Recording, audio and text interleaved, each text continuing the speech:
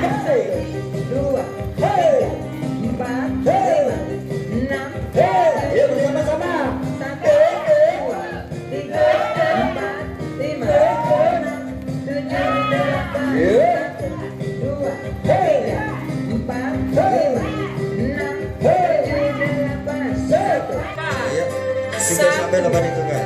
2, 3, 4, 5, 6, 7, 8, 1, 2, Sampai 8 hitungan. 3, 4, 5, 6, 7, 8, 1, 2. Alhamdulillah pada pagi hari ini kita bisa berkumpul lagi dalam acara Benih Senang dan Benih Akhir bulan Ramadan. Mungkin pada pagi hari ini mungkin acaranya agak molor ya. Ya maaf ya, mungkin ada acara-acara di rumah mungkin agak dulu sedikit, maaf ya. Ini ada acara sedikit dan mungkin juga materi saya yang sekarang tentang hipertolik dan hipertensi. Memang ada kejadian penyakit hipertolik itu yang menjadi sedikit, tapi kalau sudah ada kejadiannya dia bisa menimbulkan fatal kemudian andai tidak kita terdeteksi. Makanya untuk materi pagi ini saya ambil tentang hipertolik dan hipertensi. Kalau hipertensi itu memang sudah wajib apa ya yang sampai kelihatan nanti itu dibuka juga besar sekali lehernya. Itu biasanya cenderung ke arah struma atau gondok itu hipotiroid. Tidak ya, kalau hipertiroid kan kebesarannya tidak terlalu besar, cuma efeknya itu yang besar. Jadi efek ke jantungnya yang sangat teriak. Nah dia kan mengatur curah jantung, mengatur denyut jantung. Jadi dia memicu denyut jantung menjadi lebih cepat. Karena dia memicu denyut jantung lebih cepat, otomatis memicu tekanan juga menjadi tinggi. Jadi efeknya apa? Efeknya timbul hipertensi. Jadi ini tidak menyerang, tidak ada batasan usia untuk hipertensi. Ada anak muda juga bisa terkena, orang tua juga bisa terkena juga. Jadi tidak ada batasan usia. Cuman kalau untuk anak-anak biasanya penanganannya lebih gampang ya. Ada yang bisa putus obat, tapi ada yang ingin ditanyakan mungkin kurang jelas. Doorpress-nya ya, nanti pertanyaan nanti dapat doorpress loh. Nah ini.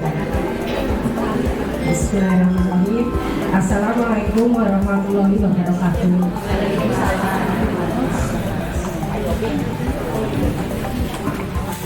Mau tanya ibu, aku itu kalau sering bangun tidur pagi itu kok merasa kaku, terusan tangan-tangan kami itu benar-benar ya kram kayak kami gitu ya. Terima kasih Bu. Waalaikumsalam. Tangan kaki kaku, sama perutnya juga kaku. Bangun tidur pagi bisa jadi karena faktor dari otot-ototnya. Nah, mungkin bisa dari penyebabnya kurang vitamin B kompleks, bisa dari situ. Jadi B kompleks itu bagus untuk saraf-saraf tubuh kita. Jadi pentingnya makan dari makanan seimbang ya, sayur-sayuran juga penting karena vitamin B itu banyak banyak didapatkan dari sayur-sayuran. Ya, jadi itu ya. Jadi mungkin kalau yang ada di pabrik mungkin nggak sempat masak ya. Nggak sempat masak, tapi kan sekarang banyak yang jualan sayur-sayuran gampang, mateng banget, gampang banget, tinggal beli, kan tinggal nyajikan ya. Ya, saya menilai ya Bu ya. Iya memang, karena kerjanya juga sampai 1 hari ya, luar biasa capeknya memang. Jadi sekarang kan tapi udah gampang, di mana-mana banyak yang jualan sayur, jadi disediakan itu. Supaya kita atur menunya di rumah, jadi harus ada menu sayur ya, jangan garingan. Kalau punya anak-anak kecil memang susah ya. Sebagian besar masalah pada ibu itu apa? Membiasakan anak makan sayur. Sama saya juga. Jadi itu padahal penting itu. Kalau kita sudah biasa dari kecil, anak terbiasa, jadi mereka kalau tidak makan sayur jadi tidak enak. Pentingnya seperti itu ya Bu ya. Sayur-sayuran kita cek juga. Bisa jadi dari kadar kolesterol atau asam uratnya tinggi, juga bisa salah satu pemicu dari kaku-kaku badannya. Nanti untuk dipastikan bisa dari hasil pemeriksaan lab. Kalau memang tinggi bisa segera pengobatan. Seperti itu ya. Ada pertanyaan satu lagi. Assalamualaikum warahmatullahi wabarakatuh. Ini Ibu tentang teori tadi. Teman saya itu ada yang jadi iya kan, kadang enggak.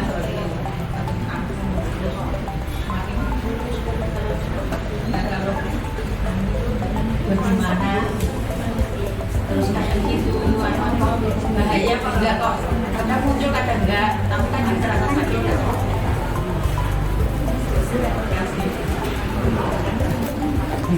Jadi kalau misalnya ada teman, saudara mungkin yang ada keluhan pembesaran kelenjar, disarankan untuk diperiksakan aja.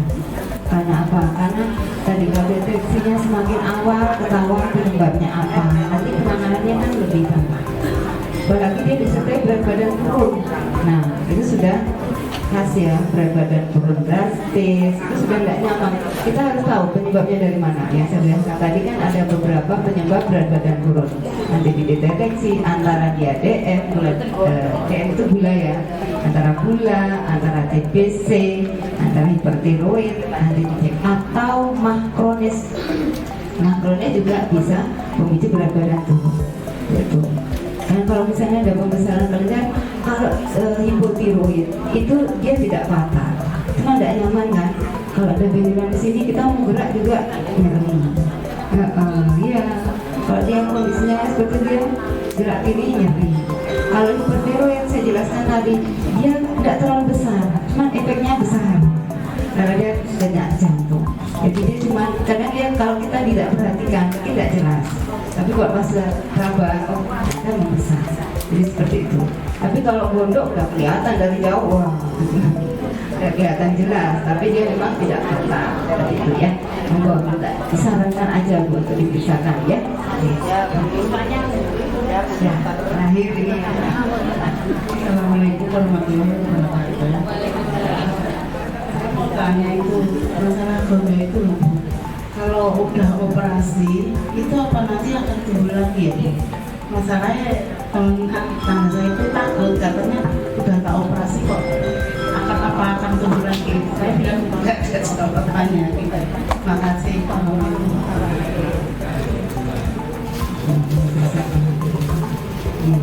Kelenjar gondok tiroid itu kita punya dua, kiri dan kanan. Kalau ternyata yang membesar yang kanan, ini biasanya diangkat. Biasanya yang kiri tetap dibiarkan. Kalau sudah dia kondisi hipotiroid sudah diangkat, biasanya sudah pengobatan. Nah, dengan pengobatan itu mencegah untuk dia biar yang sebelah yang masih normal itu tidak terganggu lagi. Nah, makanya kalau misalnya dia sudah selesai operasi, mesti ada saran dari dokternya, dicek lab. Kalau cek lab ternyata dia bagus, normal, cukup. Jadi tidak perlu pengobatan. Tapi kalau dia kondisinya hipo, rendah, nanti mulai pengobatan. Jadi kalau ada tahap-tahapan. Jadi untuk mencegah biar tidak membesar juga. Jadi kalau yang satu sudah diangkat, yang satu dibiarkan normal. Tapi kalau dua-duanya diangkat, itu tetap harus pengobatan. Kalau misalnya dua-duanya, berarti dia kan tidak punya tiroid. Itu biasanya dia harus pengobatan. Jadi minum obat terus. Seperti itu. Jadi nggak usah khawatir ya. Mungkin kalau ada teman yang bertanya seperti itu, nah makanya kamu rutin kontrol. Nah, dari kontrol itu kan bisa tahu arahan dokternya seperti apa. Harus minum obat apa enggak untuk pencegahan ya tidak membesar juga yang sebelahnya. Dan kalau memang diangkat semua, dia harus minum obat terus. Seperti itu. Karena walaupun kadarnya kita kecil, tapi kita tetap butuh ya. Hormon itu tetap butuh tadi ya. Jadi kan ada 4 fungsi yang saya jelaskan tadi. Jadi kita tetap butuh kadarnya, walaupun dia cuma kecil. Seperti itu. Ya. Jadi monggo nanti kalau teman yang lain seperti makanya kamu kontrol. Harusnya kalau kontrol rutin itu mencegah biar dia tidak tambah besar lagi ya setelah. Jadi biar yang normal tetap normal. Ya, saya cukupkan ya. Sampai berjumpa bulan depan.